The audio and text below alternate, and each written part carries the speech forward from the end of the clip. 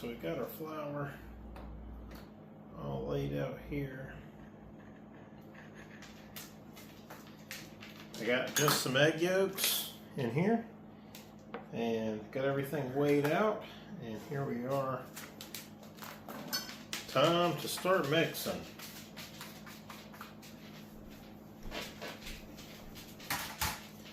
All right.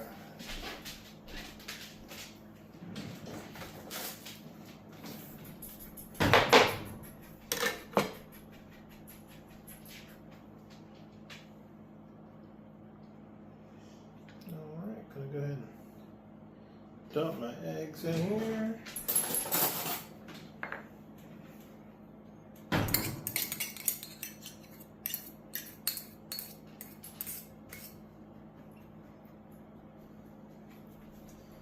Right, put that in the dish towel. Rinse my hands, make sure those are nice and clean, and then dry them off. This is going to stick real bad either way. All right.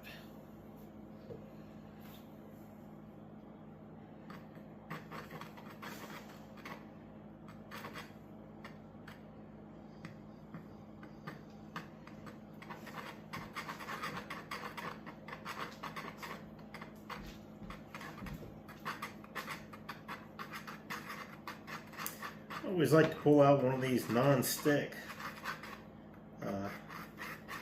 cutting boards here to do all of my bread and noodle work. Just keep the place cleaned up a little bit, because this flour has a tendency to kind of get everywhere if you don't handle it appropriately.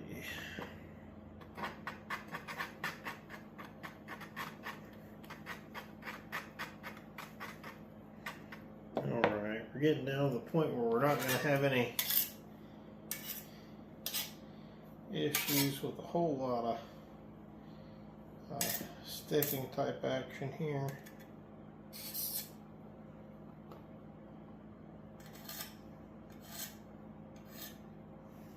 Alright.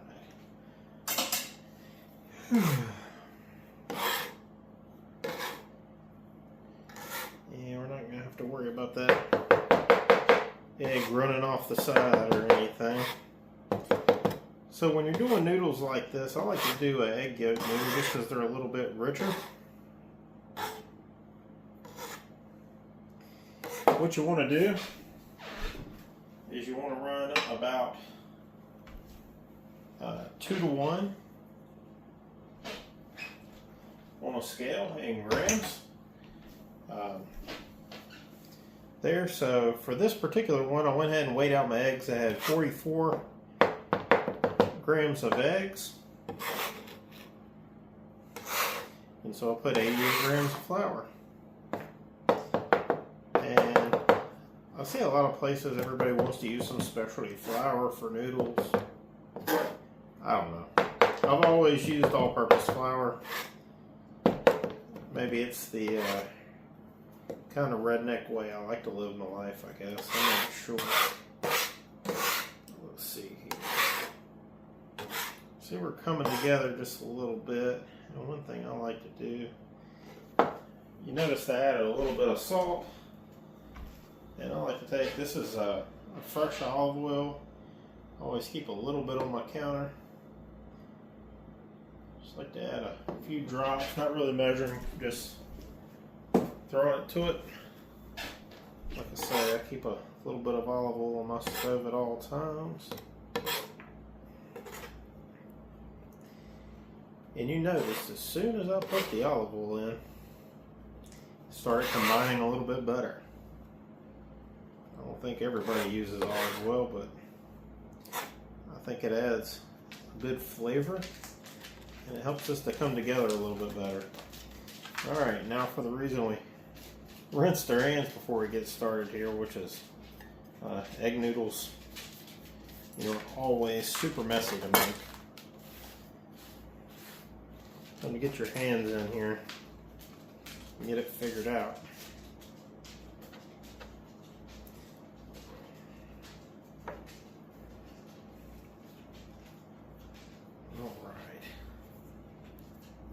We're making a little progress here. Usually when I'm making noodles, I find that I almost always have to either add a little flour or a little water. You want to try to maintain the right ratio. Oh boy. But flour actually varies depending on the humidity as to how much you need in there. So you gotta kind of work with what you got. I find that with most cooking, you know, you gotta make sure to go with the flow, right?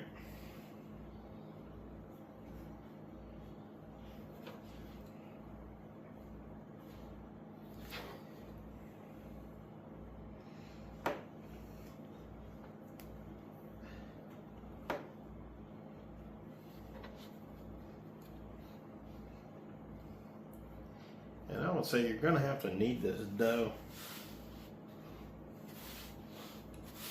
probably a good solid 5 to 10 minutes. I would say, boy, if you get done in 5, that would be great news, right? Most of the time it doesn't work like that.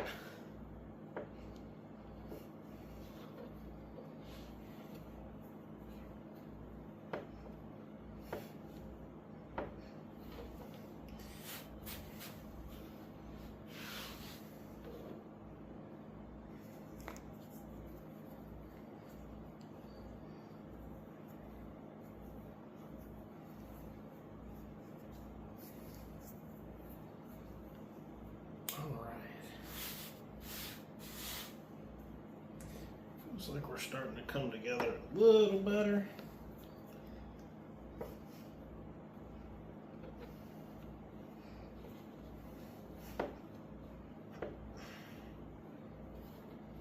Yep.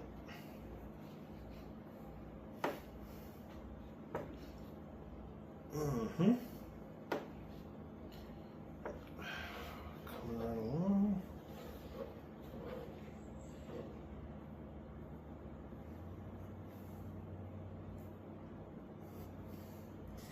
So what I'm doing with my thumbs is actually trying to get up in the dough a little bit and see how dry it is in the middle. What I'm trying to do is figure out if I need any water. Because I feel like this one's running a touch on the dry side, but not crazy. Alright. So what I'm going to do is just put a little dash of water. Keep a lot of these little cups around. I get them on Amazon.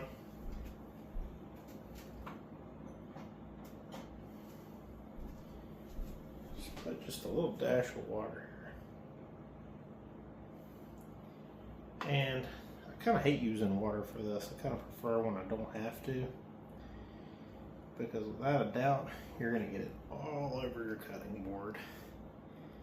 And everything's going to stick more than it was going to before. So if you can avoid it, go a little light on your flour. And you don't have to have a tough day.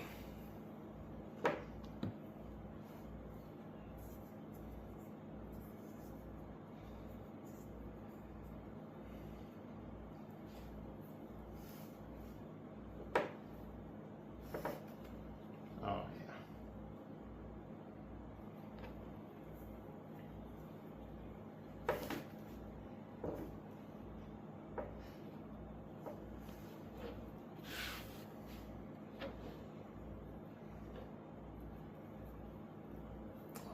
Now it's getting a little more moist. Getting a little closer to where we like to be.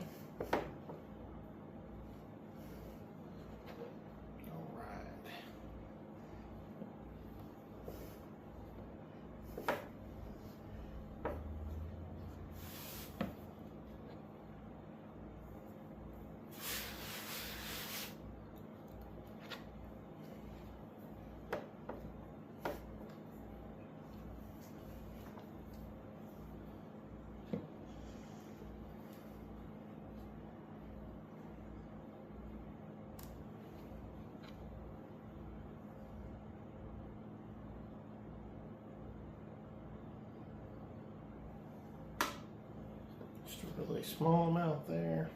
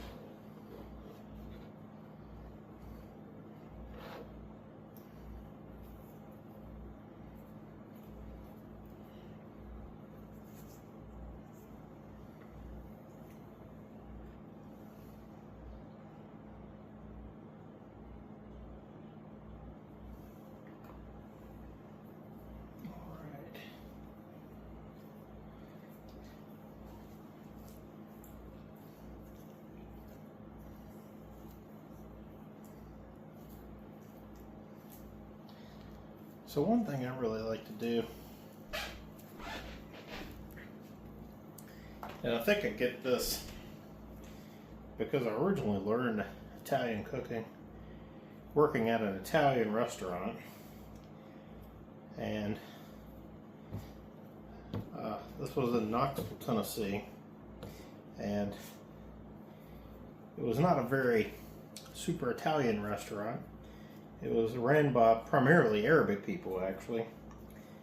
But I learned to knead pizza dough, being the first thing I learned how to knead. So I tend to, when I'm kneading, always go back to, well, this is how I kneaded pizza dough. And noodles, they don't need that. See, pizza dough, you can actually over knead it, you can overwork the dough pretty easily. These type of noodles, this is a very durable dough, you know, it's a solid, highly dense dough. And you don't knead it very gently, right? Whereas a pizza dough, you actually knead it quite gently. And when you knead a pizza dough, you kind of do it like this.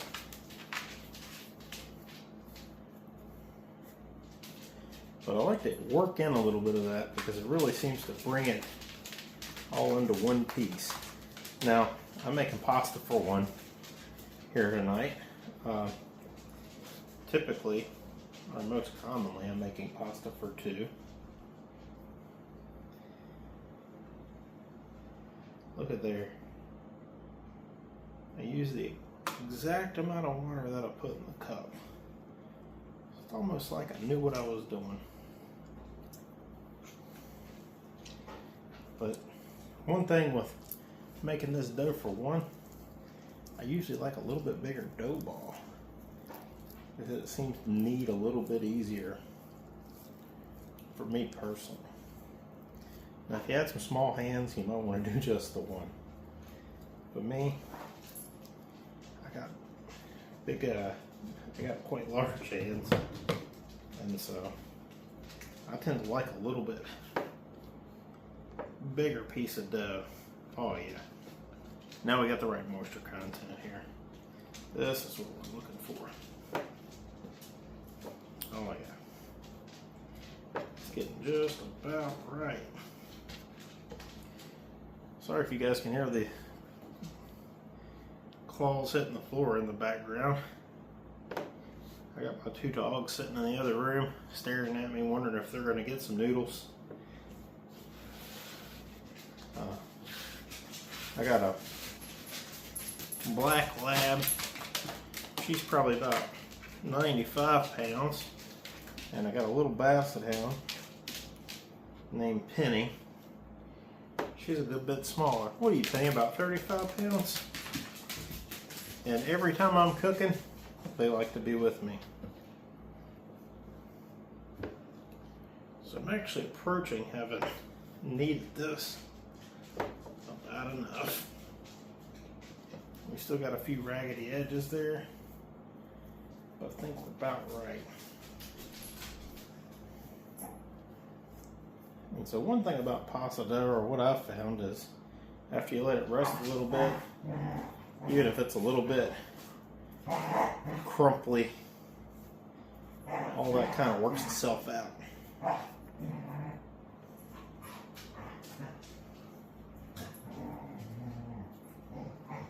In the match here.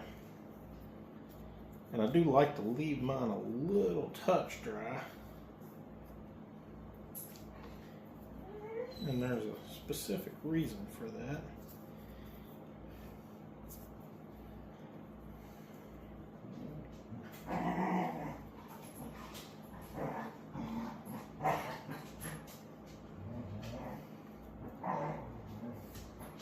Because I'm about to put this in some Reynolds wrap.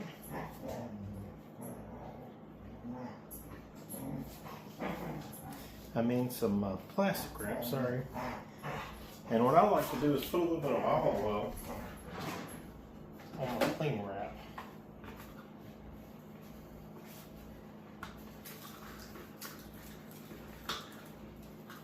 For some reason it seems like whenever I get this thing out and I go to run it through my roller, if I have just a touch of olive oil on the outside, it'll really help me out when I go to roll it out.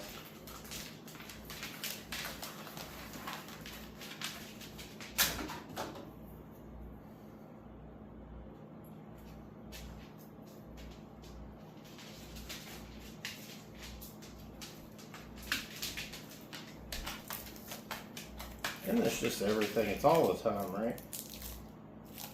Cling wrap.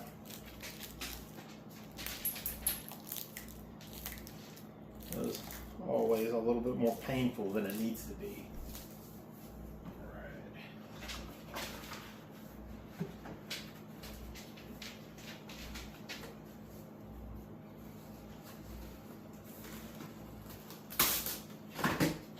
Alright, so I got a little piece here.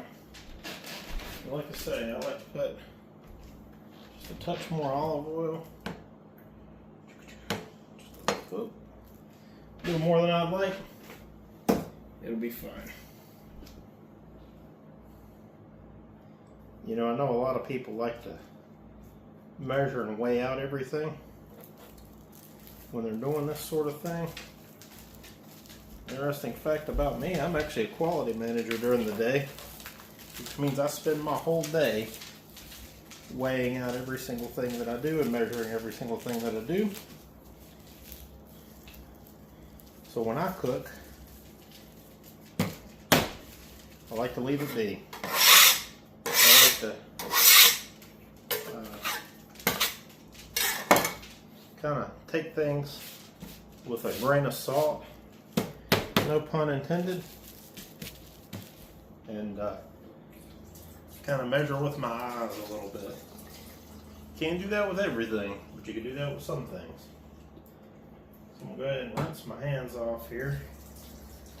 And even though my dough might not look as pretty as like all the big chefs you see, I guarantee you it'll taste just as good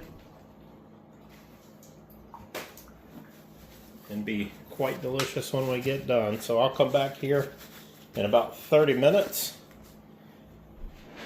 and we'll be ready to go ahead and roll out some dough with, I have a manual dough roller. So we'll see you back then. Alright, so I've come on over here to my stove top and I put a good amount of water in a pan. For fresh pasta, you want quite a bit of salt And I've actually already went ahead and started up my pan here. I use one of these Caraway ceramic coated pans here. And they actually take quite a bit of time to warm up, but boy, they are the best pan you will ever see. I'm going to go ahead and throw just a generous helping of olive oil in here.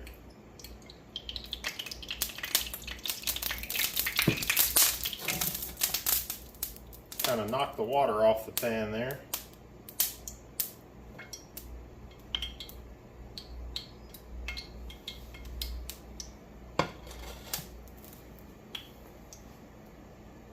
We'll set her in the back and let the water kind of run off there.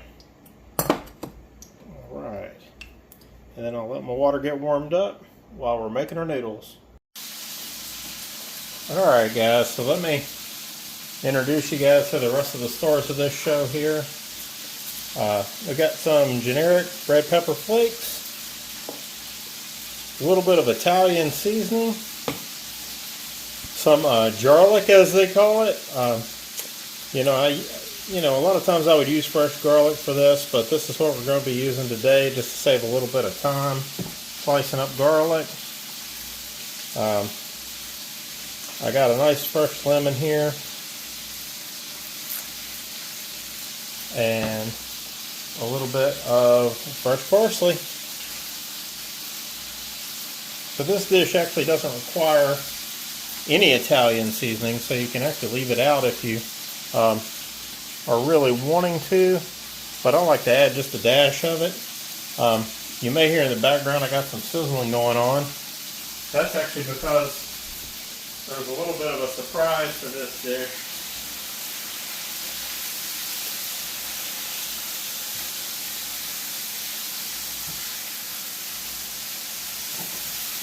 I'm going to be actually showing you how to make this dish two ways here. So for any of you guys, let me go ahead and put these up right now. For any of you guys from the southeast, you probably already know what I'm talking about, but there is a pretty common disease in this area. It's actually called alpha-gal. And alpha-gal, for those who don't know what it is a disease that is caused by the Lone Star tick. It is a disease that prevents whoever has it from eating any mammalian meat without pretty severe consequences. So just so you know what pretty severe consequences means. Pretty severe consequences means that last time I ate pork, I had to go to the emergency room, and I had to be EpiPen, and I thought I was going to die that day. So we're going to prefer people with alpha-gal not to eat any pork, any beef, any lamb. And if you're anything like me, then you have the additional fun part that you can't have any milk. So I like to put just a little bit, like a touch of flour down, right? Before I even get going. Actually, I might get just a touch more because I want a little bit light. And I got to make sure I have to clean the entire work surface, not just part of it. Because what would the fun be in that?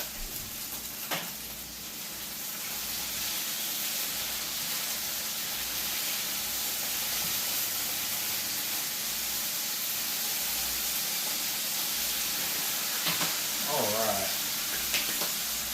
So, we got our pasta dough here. We're going to go ahead and start rolling that out. If you guys have never seen one of these devices that I have here, as I go throw the plastic away so as not to make a real big mess. It's actually a manual pasta roller for those folks who have KitchenAid. Boy, life must be great. But I use a manual. I think that's okay. One thing I like to use for heavy type pastas that are real thick and dense is this marble roller. It is a really great add-on. You see how quick and easy it spreads out that pasta? Boy, it is a excellent tool to have for this type of thing. I'm going to go ahead and put just a touch more, rub her down a little bit, get her all rolled out. Alright. Going pretty good.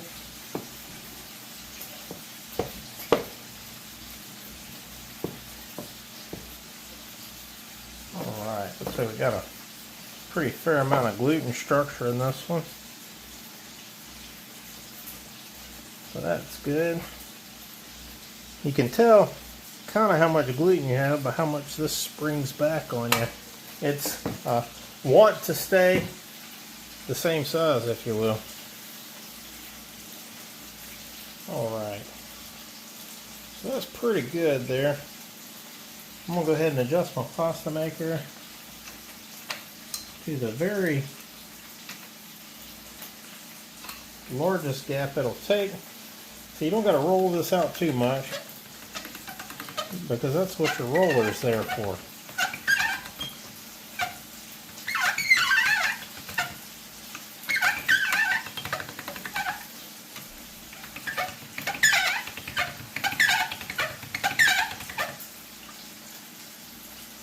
Okay, I got a little bit of a jam up here in the corner. Just going to pull her on back out. Scooch over a little bit. Have that all over again here.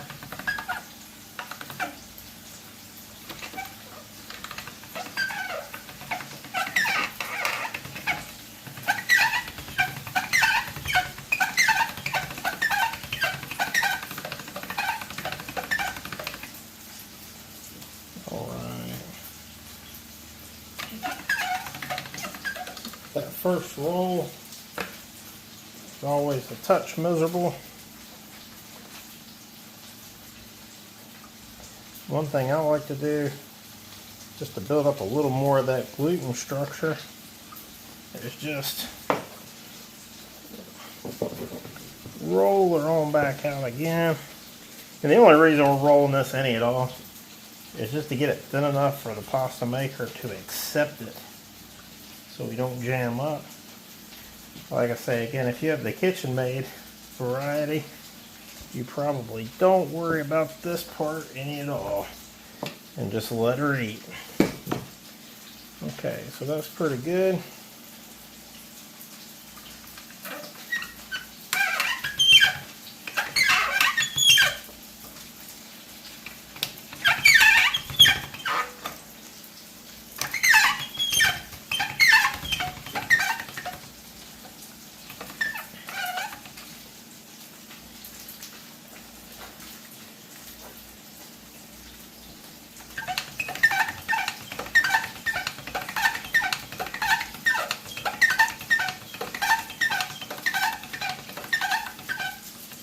Oh boy. Getting a little bit jammed up here. And again, that's okay. That's what we're going to do. Put her back like this. See there? No harm, no foul. Roll her back out one more time.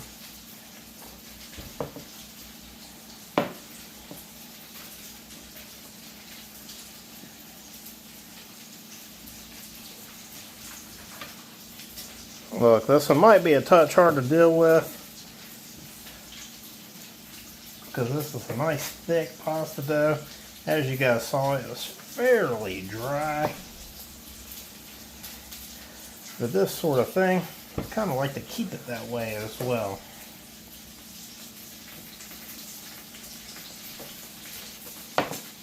Alright. Seems pretty good. I'll go over here and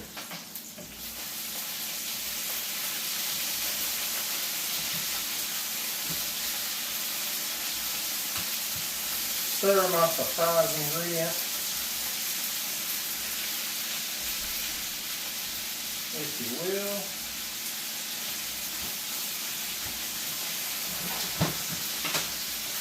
We got a nice golden brown going on that. All right.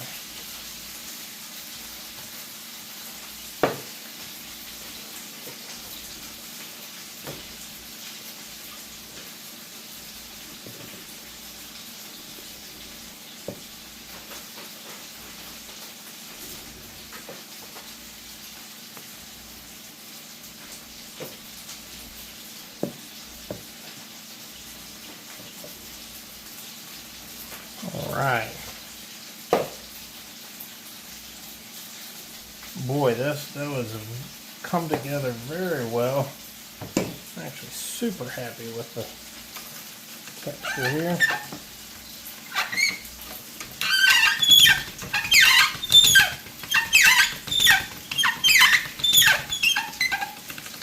There we go. So we got that one on through. We got one ginormous thickness noodle. For this first setting, always a good idea to run it through a second time just to be sure on that. I think some people might be upset if I don't. I'm going to trim her back just a touch there.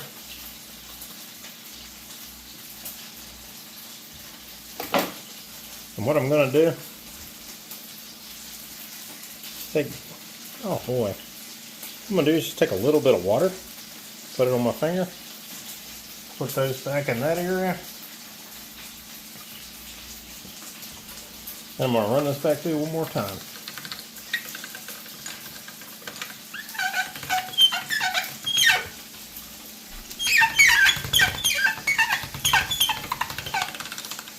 Alright, so now I got a little bit straighter ends.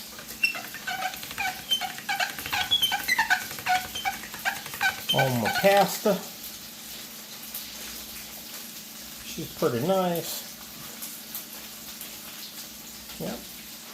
And so I'm going to go ahead and take it down 1 second. And now you'll see that this pasta starts getting a whole lot longer. Yeah. This is one of the fun parts about pasta like this. I'm going to leave it there for a second.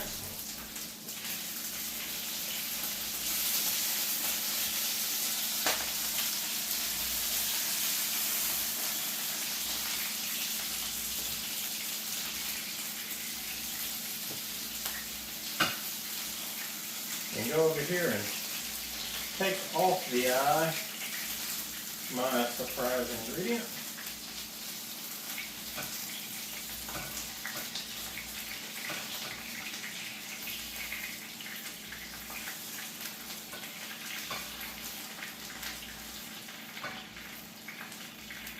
To prepare my pan for the big show. Alright.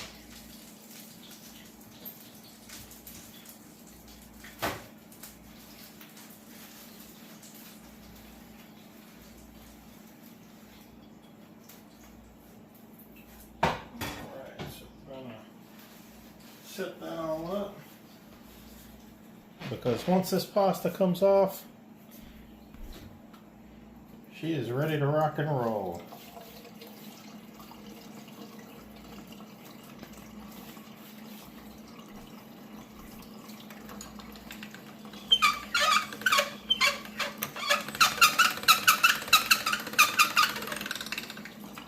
All right. Pretty good setup there. I'm going to go one more setting. One more time. One more time.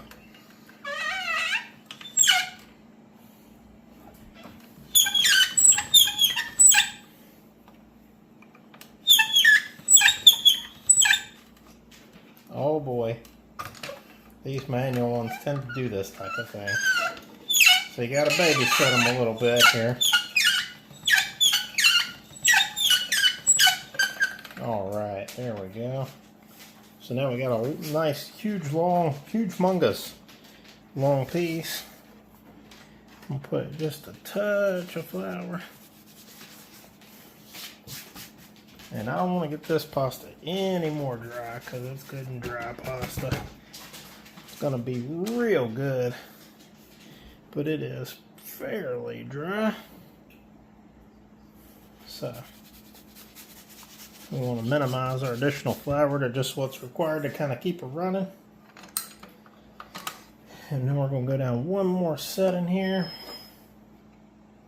Yeah, I think I'm going to take off that little edge right there. And that one there, just to make her run a little smoother for me there. Kind of a real minimal amount of pasta.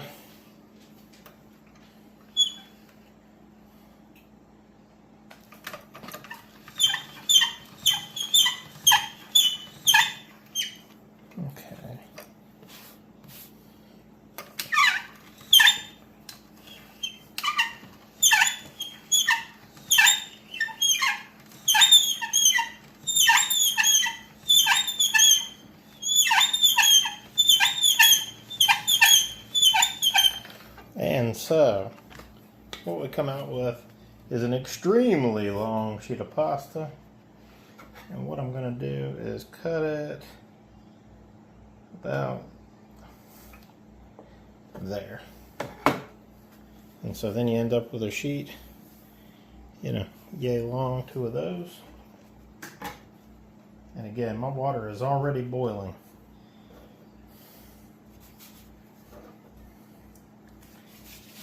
Bare minimum on that. And I'm actually going to rely on the other side of that dough to kind of get this one a little bit better here. Just spread this out a touch. Alright, so that dough has plenty of flour on it. And I'm actually going to move you guys around to the other side of my pasta maker so you can see what it looks like when they come out as spaghetti.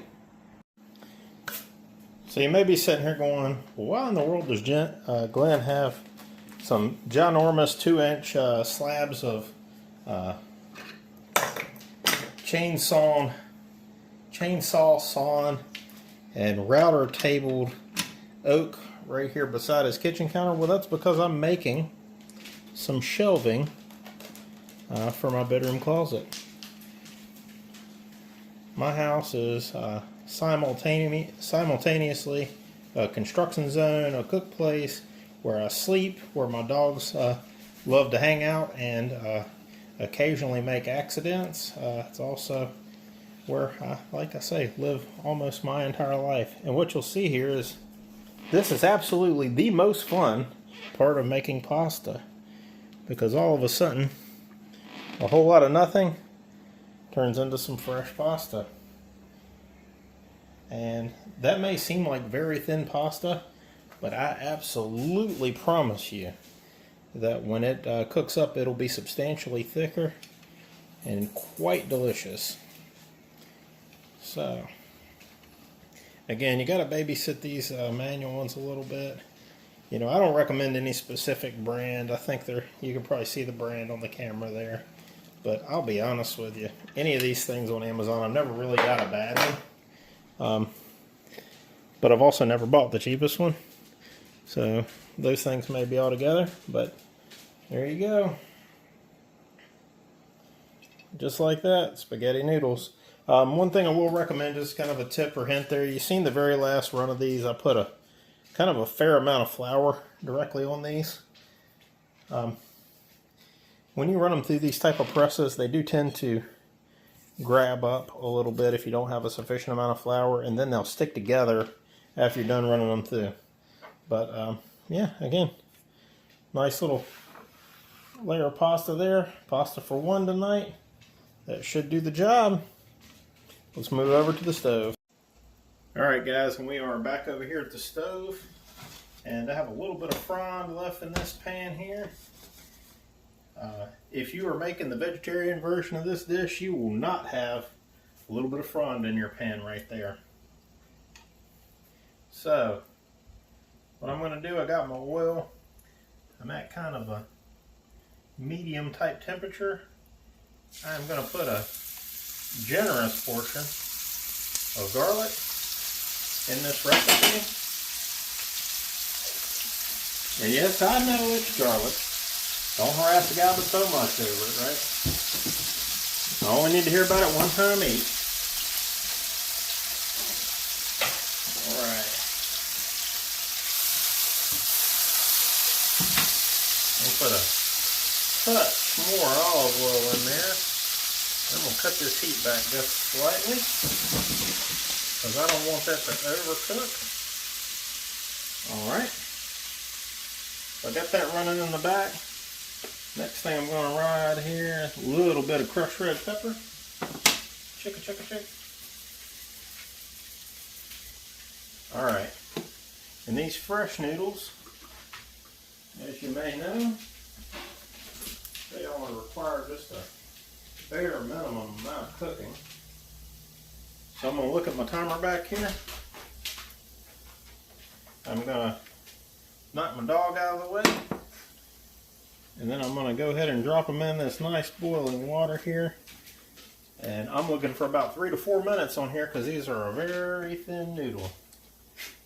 And I'm going to go ahead and push them around a little just to get a little bit there. So I pulled this garlic back off the heat because I want it to blend, but I don't want it super brown. So that's what we got there. And I'm going to grab a measuring cup.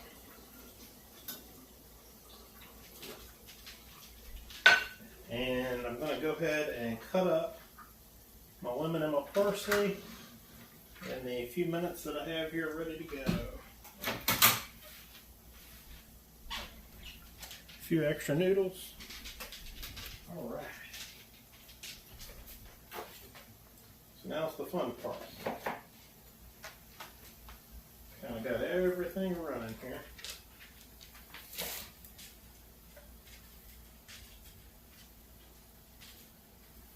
Boy, this parsley smells delicious.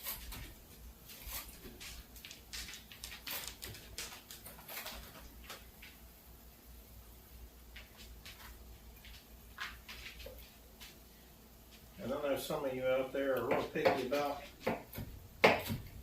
seeds and stems in your greenery, but I am not one of those guys.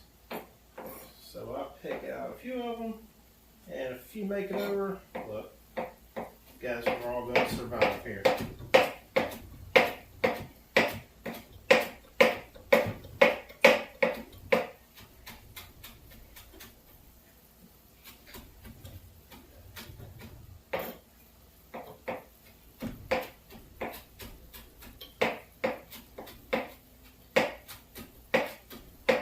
Alright, I got about 1 more minute on my pasta there.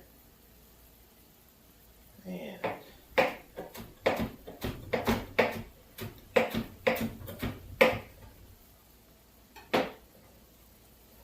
we'll probably let her go too. Let me gander upon her. One thing to keep in mind with nice fresh pasta like that, if the pasta is floating, it is good. Alright. So, we'll put this back on again at medium heat. A little bit of the water there. Put the heat off to this pasta. One thing I like to do is run just a touch of cold water over my pasta, just to make sure it kind of slows down cooking a little bit.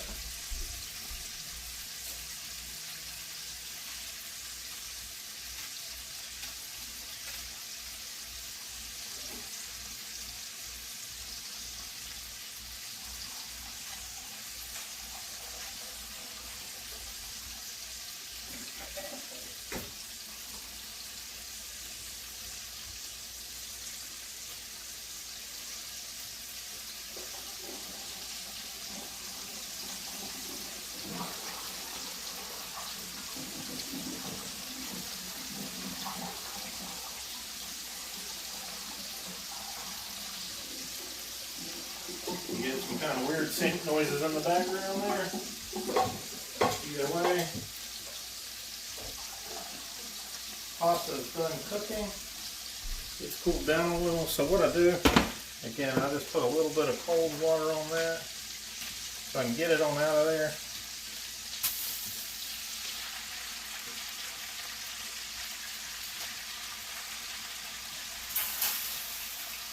And out of the boil and into the frying pan, right? As the kids say.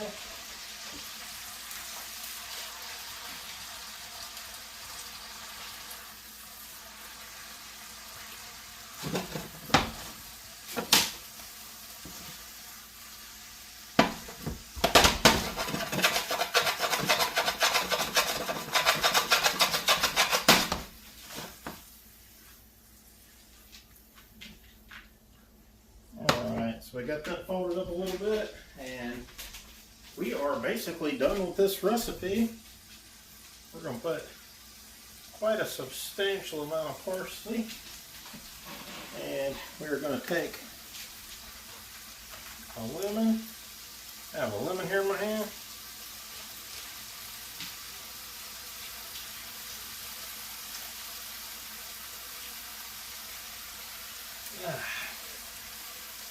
There you go on that.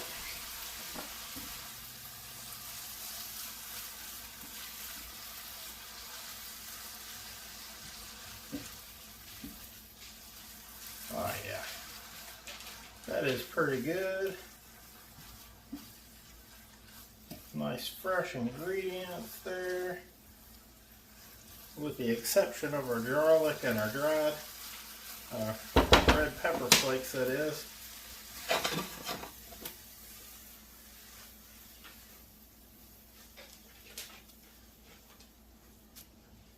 You kind of want to just get it good like that. And the time for it's no longer vegan or vegetarian. Sorry, it already had eggs. Apologies out there, vegans. No offense.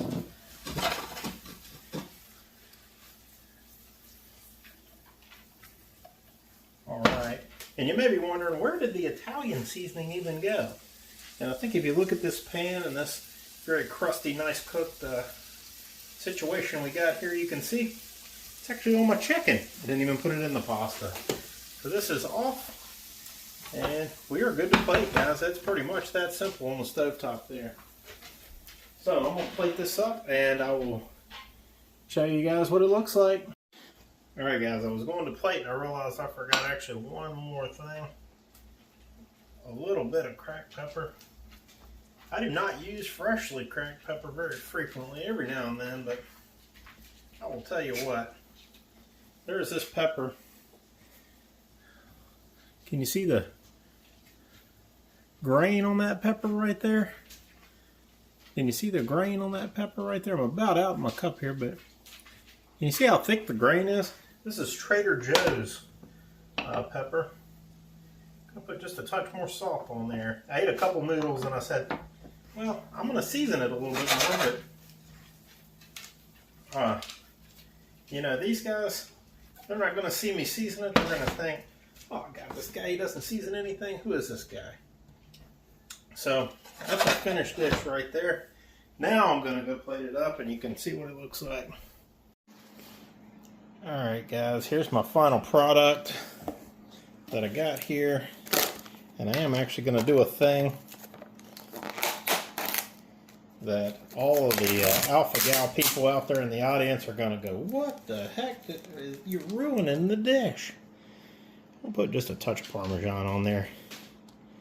It does have a nice lemony flavor, which some people probably don't like with Parmesan, but I'm a huge fan. Actually, I didn't ruin it. What I get here is Follow Your Heart dairy-free Parmesan. It's actually very, very good. Now, they make another one, which is the sprinkle-on variety, the little bitty pieces. Not such a fan of that one. But what we're going to do is just give this a little try here. Get a little old bite of chicken. Boy, I got a good brown on that chicken. Just look at the brown on the top of that chicken. Boy, it is good. Mmm. My God, guys.